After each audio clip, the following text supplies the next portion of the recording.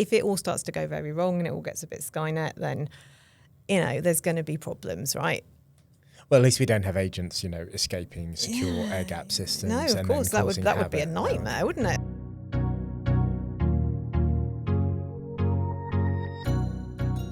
Cerys Hutton, welcome to Force Multiplier. Cerys, you are currently at the University of Warwick, where you are leading their AI Centre of Excellence. I'm going to love hear more about that as we go through. Mm-hmm. But I want to start where we always start, which is, what is the change that you're trying to make?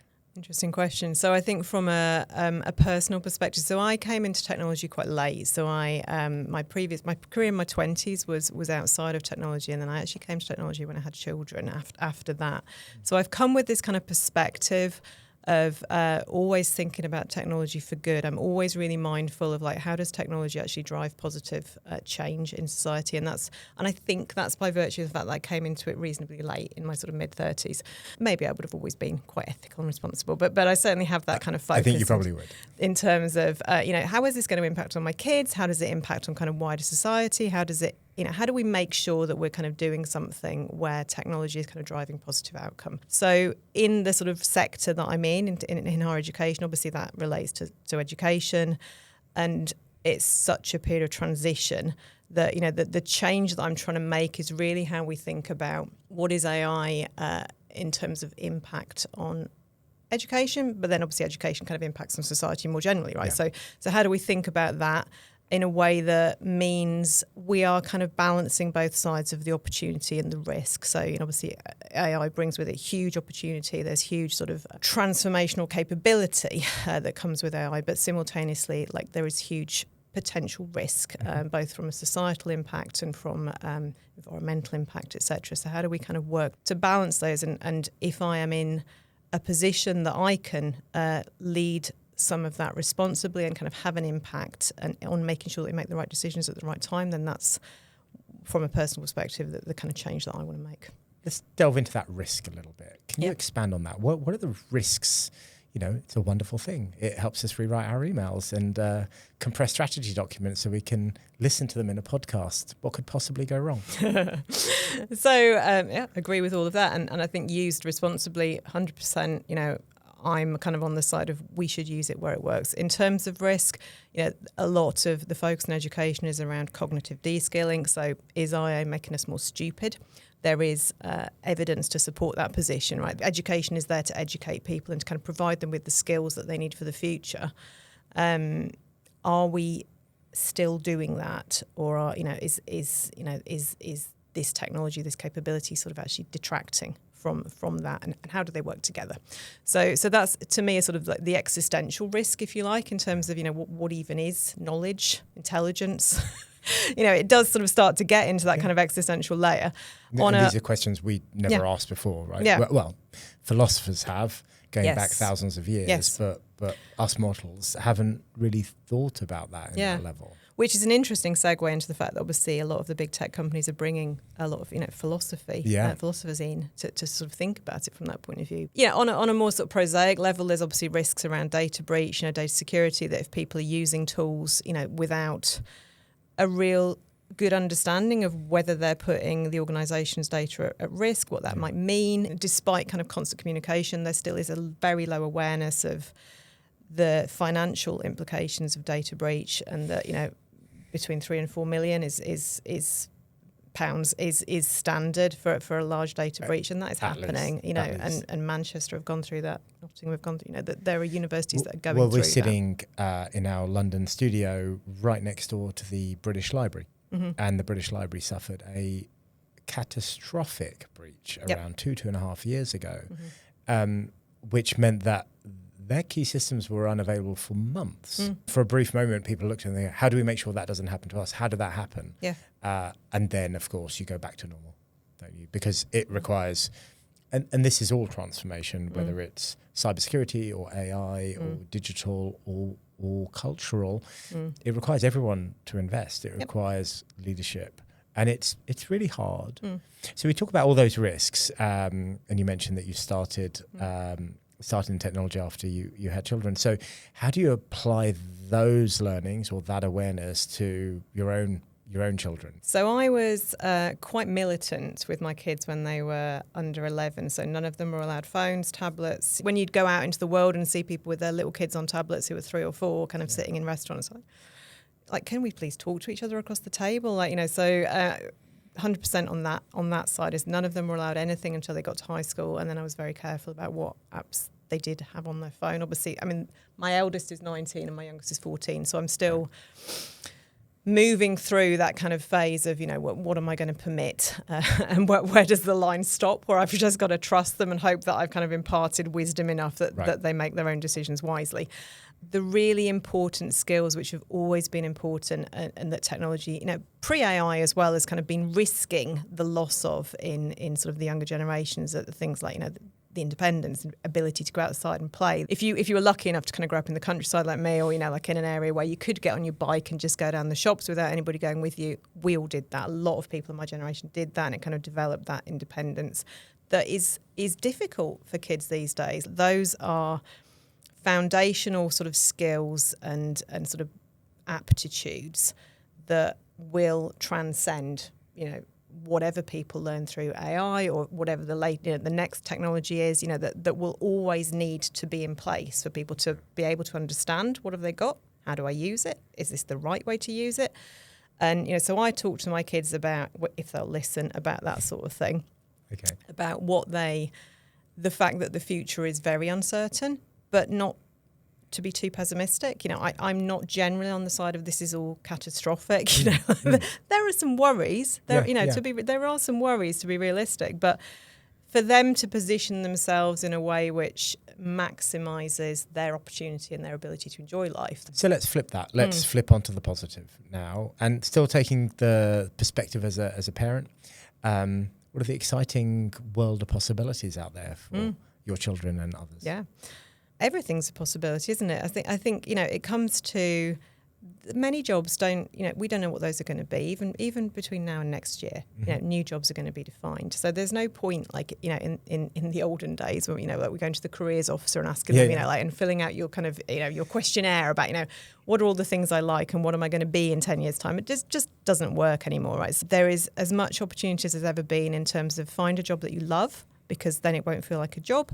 Think about what you enjoy doing, move in that direction, but also think about what is going to get you there. It's that kind of ability to be flexible, adaptable, to kind of care about, you know, like to care about doing a good job, whatever that job is in front of you. And, you know, again, I sometimes feel like I, you know, sort of say things that are cliche, but, you know, the kind of squiggly career, you know, the squiggly path that, you know, has been talked about for a while. I think that is how everybody's career is going to go as we go forward. And it isn't about what is my degree and how do I get myself into a 30-year career. It's what are the skills that I started with, and then where do they weave and take me to? Chemical engineer. That's what my careers counsellor said. Okay. True. I did tell them I want to be an engineer and I enjoy chemistry. So it was a short meeting. And I did do a degree in chemical engineering, and I did work as a chemical engineer, and they decided it wasn't for me and recognised that tech was easy, as in I understood it and I was really excited about the application of technology. And then switched to that really early on. What did your career counsellor advise you? Landscape gardening. And which part of the world was this? So I grew up in Yorkshire, okay. But it was because I think I ticked a box that said I liked being outdoors and I liked growing things, and so, you know, the algorithm of the day, whatever that was, you know, kind of put me in that direction, which I immediately thought was total rubbish, obviously. But and what do you think the careers AI agent would have advised you? I like to think that it would have realised that product was the right direction for me. So because when I found product in my 30s, I immediately realised this is what I was kind of born to do, right? Is that I like to take a problem and work out, you know, like get into that problem, understand why, you know, like understand like who's thinking what is the kind of user experience of this, and it is sort of perfect. Product's really interesting. I know you've been deploying Nebula One from CloudForce at Warwick, and we're not going to get into the detail of that here. But the institutions that have taken a product mindset approach in the deployment of GenAI capabilities have had a markedly different and more successful drive of adoption than those who have said, here's a system, here's when you can and cannot use it. How do you think that product mindset applies to GenAI capabilities? I think I'm probably biased and I recognise that, but I think it really accelerates and sort of supports the kind of positive adoption, because you're not trying to, kind of adopt a tool or a technology. You're thinking about what is the problem we're trying to solve, what is our strategic objective, and it remains within my kind of mentality, even if I'm leading, AI approaches at the moment, that it might still not be the right tool for the job. Yeah. Right. Is whatever our job is, it might not be that. It might be actually, and it often is, process and people, the kind of the three-legged stool, So tell us about the institution at Warwick, and what's its purpose? What's it trying to achieve around AI? So we're trying to achieve a sort of enabling of our existing strategy.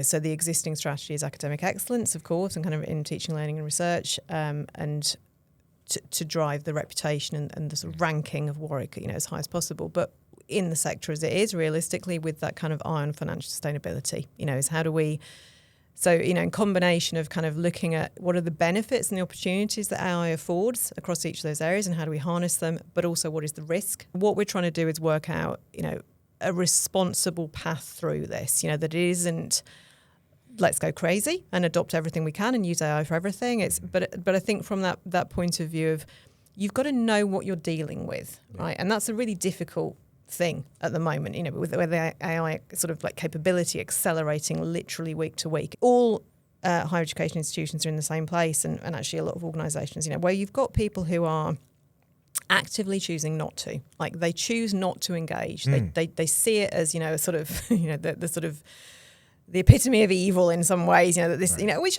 I get, right? There are really legitimate concerns. And, I completely the other way also think, anybody that is, wholeheartedly embracing every part of the capability and, there's an awful lot of hype is also misguided. Nobody knows where this is going to go, right? So how, in order to kind of follow it and understand where you're going to go and what decisions you're going to make, you need to have skin in the game. You need to know what's going on. So really it's trying to tread that responsible path to enable as much of that as we can for all of the staff and students across the institution. I'm less involved with the student side, and we've got a lot of spectrum in that, in terms of people who've just got no idea and people who absolutely know what they want to do with it and just want to kind of run away with it. So there's so much kind of polarization, or kind of like such a spectrum of capability there, that we're sort of trying to facilitate as best as we can and govern as best as we can. You talk about that spectrum and the polarization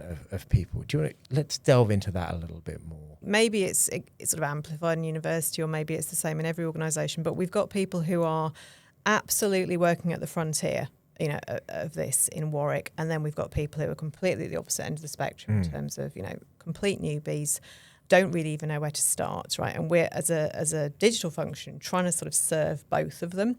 And that brings with it, so this kind of polarization of understanding and attitude. And I feel like, AI is just this kind of world of polarization, right? Is that, should we, shouldn't we? Environment, data centers, kind of hungry versus, like how does this work? How does it all fit together, right? So we're dealing with these kind of extremes without wanting to kind of just be sort of serving mediocrity down the middle and sort of like serving nobody. It's also difficult from that kind of the sort of emotional aspect of it is that people get really worked up about AI, right? So either from the kind of an ethical perspective, in both directions, right? So you have people who are deeply passionate, feel that it's, we absolutely need to be engaging, that we need to be, kind of at the forefront, we need to be driving forwards. And then you have people who are deeply and equally passionate that we should not be engaging, that we should not be part of, this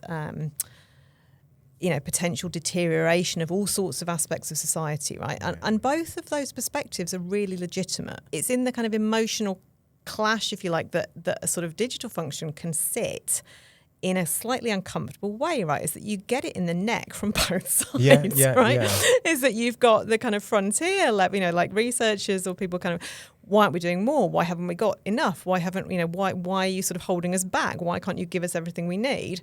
And simultaneously, I will get complaints, or, members of the team will get complaints, of why are we doing? We shouldn't be doing this. Why are you sort of fronting this? And this is against our moral and ethical principles. And you're sort of sitting in the middle of all this, kind of feeling like,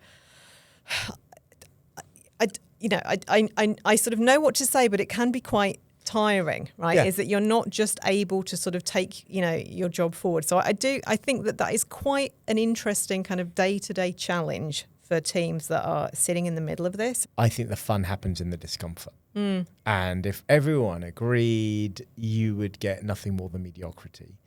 You want to be able to say, and here are tools for those that want to have minimum carbon footprint. And here are tools for those that want to explore the frontier. And here are tools for people who don't really know what to do. And pro mode for those that really want to get into the manual aperture settings on their cameras rather than using the automatics. I think that's really exciting. And it's hard, right? When you've got very limited resources and limited time to try and deliver something for thousands, if not tens of thousands of people. You're reasonably early on in your adoption journey as an institution. Are you seeing, what early wins are you seeing? Part of it is giving us a window into what's already happening and kind of putting some safety around that, so without, wanting to sort of dob people in. There are people that were already kind of working in tools that were not institutionally approved and trying to sort of work things through. We totally get that. It's given us more evidence in terms of, like, what is the consumption? What are they doing? What tools are they using? How are they using this stuff? But in terms of specific use cases, we are quite deliberately trying to sort of expose those in research, education, operations. So we've got specific testing groups set up across each of those areas who've got their own specific testing objectives. In another team, a chap, I won't sort of name him, but he may like it if I did. But he's working through a business development piece where he's pulling in competitor data from other universities and other business schools about what they're doing, and created his own dashboard live in real time of what he can, sort of in terms of making decisions about what does this mean from our own business development perspective? Right. What kind of messages do we need to put out? So a sort of typical problem with educational workshops is that they'll pull in all of their kind of post-it notes and things, and they're scanning them, translating them, pulling research outcomes out of them, and then I remember doing that actually a year and a half ago. I think it was relatively early on, and we had a load of post-it notes on the wall, and then people had to start grouping them and getting themes, and I just took a photo, put it in, and the exec were just going, oh my, and it needed a little bit of tweaking, but not a huge amount, and then we had a document ready to go. And then generate an artifact output, and they just, because they'd already done the thinking. That was the important part. We hadn't eliminated the thinking, but there was no value in the grouping work and defining the themes. That was already there. We just were able to quickly jump a step, validate, and then get on with the next phase. And this was kind of one of the things that Nebula has unlocked. We had multiple teams across the university coming to the digital team saying, please, can you help us? We've got this idea for an AI-enabled process, and we had very limited amount of resource and team, right? So we had to be really ruthless about our prioritization. It's got to be really high value. It's got to have really high impact, and so we'd only have a really limited amount of capacity to sort of support some of these institutional use cases. Now, obviously, what that meant was we had this whole list of people that had these ideas that they wanted to kind of make happen, and we couldn't really support them because we didn't have But now they're able to do that themselves. In each of those use cases where there wouldn't have been the return on investment for us to kind of make the business case for it, we don't need to, right? And they're able to essentially run that themselves. We're trying to capture that data so that we can say, all of these sort of 100 use cases we couldn't support as a function before because we didn't have capacity, but added them all together, there's a significant chunk of ROI. Most organizations will come to me and say, give me specific examples of where the return on investment is with AI. I'm like, well, if you're not experimenting, if you're not getting your hands on it, then you're never going to realize any return on investment. Yep. And there is no golden answer. It's not one application. How are you addressing the AI literacy challenge for those who are not got their finger on the pulse and don't want to have their finger on the pulse. Starting from understanding what is the picture, right? So what have we got that we're looking at in our institution in terms of literacy? And as I touched on before, we've got this real kind of spectrum of capability from sort of frontier to just having no real clue about where to start or why they would. A few people in the middle who've kind of explored but are still not entirely sure what they should be doing, and then those who are, have got it kind of integrated in their day-to-day. And, so getting a clearer view of our kind of segmentation of like, what does that look like? Who are we addressing here? There isn't this kind of bulk of people. We need to kind of have different strategies for different groups of people, right? So there's that side of it, and thinking about, okay, what does each of those groups need? What kind of support do they need? What kind of access to skills? What kind of access to tools? We've put in place, sort of in-person support around this. We've got a training and adoption officer that will go and sort of actually listen and talk to teams about what do they think they know? What do they feel worried about? What are they, and understand from that perspective, is it that they're worried they're not sure what they're allowed to do? Are they not sure how to do this within their job? If they're in a, sort of university administration team versus a marketing team versus a teaching and learning team, like what do they think they should do, and kind of think about kind of tailoring that support. So I think this stuff, especially at the less mature end of the spectrum, requires that level of hand-holding and kind of bringing people to a point where they're able to sort of take flight. Once people have got that kind of initial confidence kind of brought in terms of, okay, and you almost see that spark, that, that's how I can, and once they've gone past that point, they will take it into their own hands and work it out. But a lot of people need that kind of handheld over the first hurdle.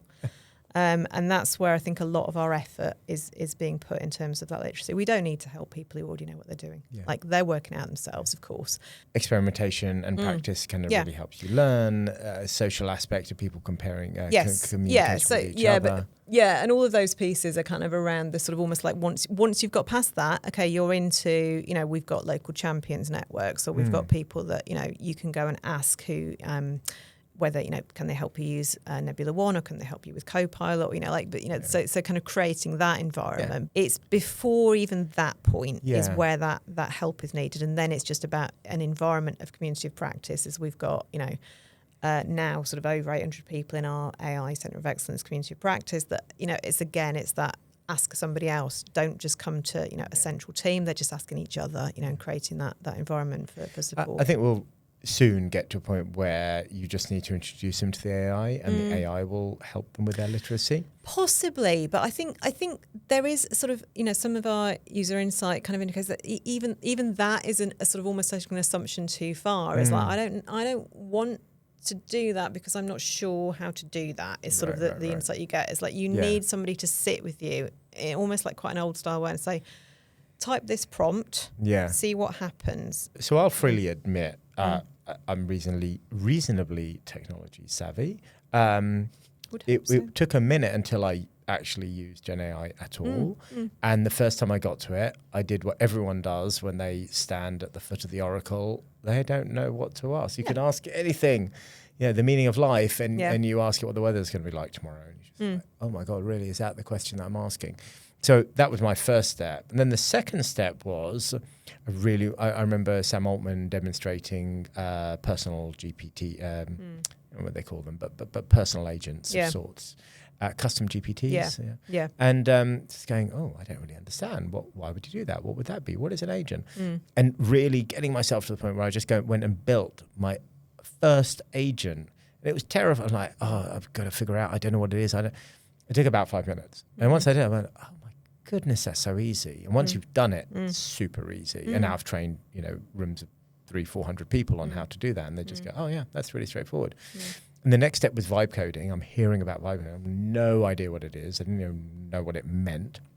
So one weekend I just sat there and created an app and went, okay, now I get the basic concepts. I'm not saying I'm going to create great technology off the back of it, but I understand the concepts. And the one that I'm sitting on the precipice of now is I haven't tried OpenClaw. I haven't built an autonomous agent and given it a credit card. I won't give it a credit card. And given it an email address and all of those things that you see the likes of Hannah Fry and others do. Yep. And actually it was a Hannah Fry short piece on YouTube that I watched, just 20 minutes long. After I watched that, put all the pieces together and go, okay, I get it now. I get it now. And it'll be fun to do, but I think I get it now enough. But it requires that willingness to learn. It's not about the time. It's about the willingness and the wanting to learn. It doesn't take long to learn. But that literacy journey, I think, is incredibly important. And if students are leaving school or they're leaving university and they're not ready, and they go into a workplace that maybe is more mature or not, it will totally vary, then I think we've got some real challenges on our hands. So that AI literacy piece is paramount. Yeah, it's a combination, isn't it, of the literacy of understanding what it can do and what you can use it for, but then what to not use it for. Like that is kind of built into literacy itself. Is like, when should I not use this? Yeah. And then, the sort of, decades of kind of like feedback from employers that graduates are arriving in the workplace without the skills that they really need, which are human skills, collaboration, communication, critical thinking. All of those are still like, this has been decades, of insight. Is that, and why has this not been cracked yet? How is AI going to kind of relate to that? Is it, how is it going to make it worse? It potentially is, but how do we kind of remove that? But I think your kind of point about the trying stuff, putting stuff in people's hands, and the willingness to do that, and I think is one aspect of the literacy is that actually being inspired to want to. Yeah. Why would I even bother doing this? Is not about actually, now I've decided I am going to learn how to do stuff, and now I'm getting more and more literate by the day. It's that why would I even try in the first place? If you can see a reason to do it and it will improve your life or the people around you, or make something a little bit easier or a little bit better, go for it, and kind of, but responsibly and thoughtfully. Yeah. Let's talk about privacy for a while, because I've noticed just in the past few weeks, it's been a real shift. I don't know whether it's timed with the EU AI Act coming into force, but I've seen a real shift in suddenly those glasses with smart glasses, people have realised are a bit dodgy. But they've been around for a minute, and we've been through this before with Google Glass. Yep. So I was just really surprised after our experience with Google Glass that Meta has been able to kind of take over the entire industry. And no one comment on it at all, pretty much in the mainstream, until very recently. Yep. And now there's been a backlash. And then also you've got LinkedIn have switched from rewrite with AI button has gone and been replaced with a reporters AI slop. Like, that's a huge radical shift. Yep. And then Anthropic have now said, if you copy our text, we have a watermark that will follow that text around forever and ever as long as it's copied and pasted. Yep. I think Google have done something similar with imagery as well. And so things have changed really quickly. And that's the thing that I think is really interesting. I would say my observations of this is probably the last 4 weeks, give or take. What do you think is triggering that sudden shift? And also, does that excite you or make you nervous that there's this almost backlash of banning AI everywhere? Doesn't make me nervous. I think it's we'll look back on it kind of as part of this trajectory of the hype cycle, is that there's that stabilization, and it kind of, it goes up and then it comes down. Yeah. I think it's probably to do with the maturing literacy, is that people didn't really know what was going on as much. Like a much smaller percentage recognised AI writing this time last year, or even 6 months ago. Right? There's this real acceleration in literacy around what does AI writing look like. Beyond just the M-dash, the kind of like the cliches on it. The more kind of mature thinking about, is that the right thing to be doing? Is this what we want to be doing as we go kind of forwards? Is this, does this fit with my values? I think there's a lot more of that happening. And so I think it's really interesting as well how it's kind of coupled with lots of kind of much wider kind of social and political movement. I just think there's so much happening in the world at the moment. It's such interesting, scary, I think you can kind of roller coaster it, like Trump, the Middle East, all of these things that are kind of going on that are almost sort of driving awareness in so many different ways, and they're all kind of interrelated, right? So I don't think you can kind of pull one out and go, AI is happening in this sort of silo, and suddenly people are realising that it might be, I think all of these things are kind of connected is my thought. Maybe it's just thinking out loud. Maybe it's just a course correction. Social media was allowed to run rampant across the world for unchecked for, well, forever, actually. I don't think it's in check yet. Trying, aren't they? But it's still It's very hard. And I think maybe this is the early, just a little nudge. Maybe EU AI Act is kind of bringing that to people's attention. And maybe it's just a start of course correction going, well, let's at least know whether it's human or non-human generated. Doesn't mean we have to dismiss it, but at least know what is real and what is artificial, real intelligence, or real fact, or real imagery, or real video. Because I suppose that's ultimately, when you overlay that with social media, that's the fear. You know, when we were 19, 20, we were sort of like, great, everything's yay. You know, there's a lot of seriousness in the kind of generation like that. My daughter, you know, sort of 18, 19, like they care about stuff in a way that is great. You know, but they're very serious. Our generation, as parents of that, you know, having seen, you know, we've all tried in sort of various different ways to sort of, you know, monitor and control and protect. But, you know, seeing the outcome of that with, you know, social anxiety or, you know, anxiety kind of through the roof and mental health issues in that generation. So, I sort of think all this stuff is interconnected in a way that's really difficult to unpick, but it feels like a step change. Have you got a favourite or a go-to model or family of models? I do tend to try and work out which is the best tool for the job, right? Okay. So I have been doing that for a while in terms of, you know, I you know, simpler things, you know, I can, you know, do within, you know, sort of some of the less capable OpenAI models through Copilot or whatever, you know, when I'm trying to do something that's more complex or, you know, kind of visual graphics support with ideas for presentations. I don't like kind of pulling them wholesale off because for me, I look at it and go, well, that, you know, looks immediately like a Claude presentation. I don't want to look like I'm, you know, kind of just sort of sticking that on screen. So AI I like ick. Forget slop. It's just ick. It's just it's, sort of good stuff, but it looks really good, but it sort of looks really, you know, samey. Yes, everybody's presentation now looks the same. But again, it's that same idea of people don't realise that those people who are a little bit further along look at it and go, okay, there's another Claude presentation. Was that the tone of voice, right, that you hear when you read those LinkedIn posts or exactly, social media?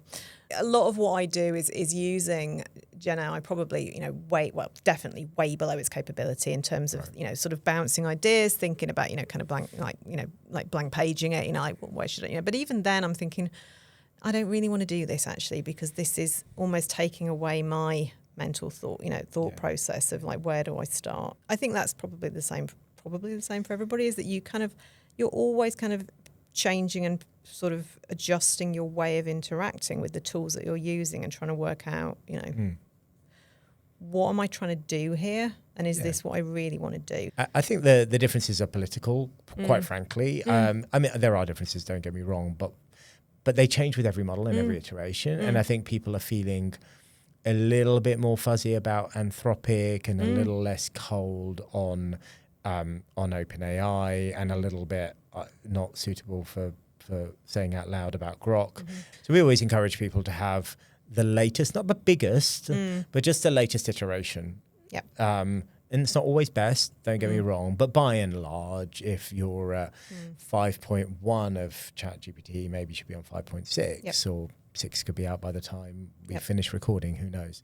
The extra layer is under, you know, which again is sort of, you know, you always forget that, you know, 3 months ago, 6 months ago, you know, what you kind of knew and what was new to you. And, you know, some of those things are still new to people now. You get used to kind of thinking, okay, well, I'm going to choose for this task, which is really straightforward. I'm going to like intentionally choose a less capable model because that's more responsible and that, you know, we'll have a lower consumption.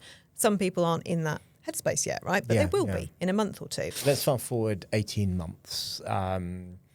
You've completed your pilot, you've chosen your platforms, you've educated as many people that are going to want to come, you know, you've led all the horses to water. What are they doing that is like dramatically different? Not just a little bit enhanced, but because there's a lot of investment across the board. What's dramatically different? I would like to think we've got a much clearer understanding across the institution of like what is our kind of institutional approach to this in terms of, you know, what does it mean for education?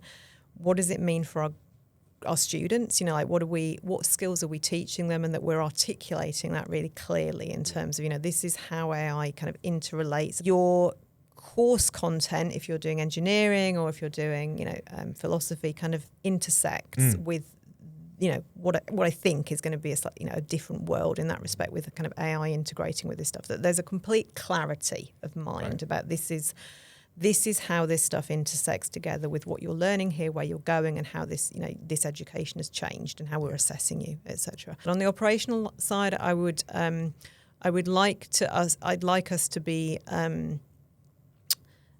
using the capability to solve the biggest problems and to sort of accelerate in the biggest direction. So from my point of view, I think that's things like, improving student recruitment, ensuring that, everybody that comes through that process has the best experience on a digital level. If they're applying and, coming through that process, that, there's an automation behind the scenes of all of those processes that is seamless from their point of view, and that kind of front end digital experience is delightful for them. The kind of intelligent automation and kind of working this through in the back, has the ability to do that. That we could pull that together and create an environment that is, again, without sounding too cliche, AI enabled. You've taken a product mindset.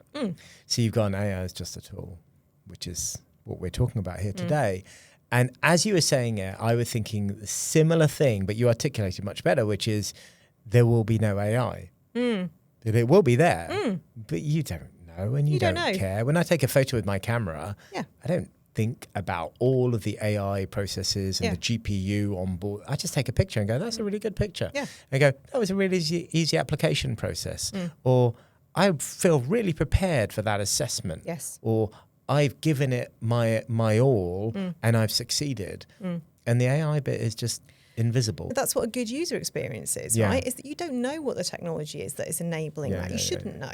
You should have an integrated experience. You should be able to just kind of understand, like in the way that we do in our everyday lives, in education, in your kind of day-to-day work. That you shouldn't feel that friction. I don't like it when people talk about, oh, we've got this AI, and okay, but what is it doing? Like, what is it doing that is making this better? So the future of AI is no AI or no discernible AI. It's there. It's just another tool. I'm going to caveat that with, on some days I think it's bigger than that. On some days I think it's so disruptive. Huge. Like huge. It's going to make things so much better and so much more personalized and so much more accessible and so much more equitable. There'll be new outcomes. I think it's that it's not just with weaving it in to our existing strategic outcomes. It's almost like there will be new, as yet unknown things that if done right. And I think that's the big question, right? Because obviously that's the kind of existential question. Like if it all starts to go very wrong and it all gets a bit Skynet, then, there's going to be problems, right? Well, at least we don't have agents, escaping secure air gap systems. No, of course, that would be a nightmare, wouldn't it? That's never going to happen. Couldn't imagine a future. But there's concern, right? There's legitimate worry, but I think there's enough people, who understand what responsibility, and I hope, this is kind of, that you've got to live in optimism, haven't you? Is that, and you've got to be part of that. Is that, okay, if I look around and hope that, if there aren't enough people, then maybe I can be one of them as well. It's like, I care, I want things to be okay, and I will join that, making sure that things are okay in the future, to the best of my ability. But here's to a future that is as good as it can be to the best of our abilities. Thank you for being on the Force Multiplier podcast, Cerys. Thank you for having me. It's great to talk.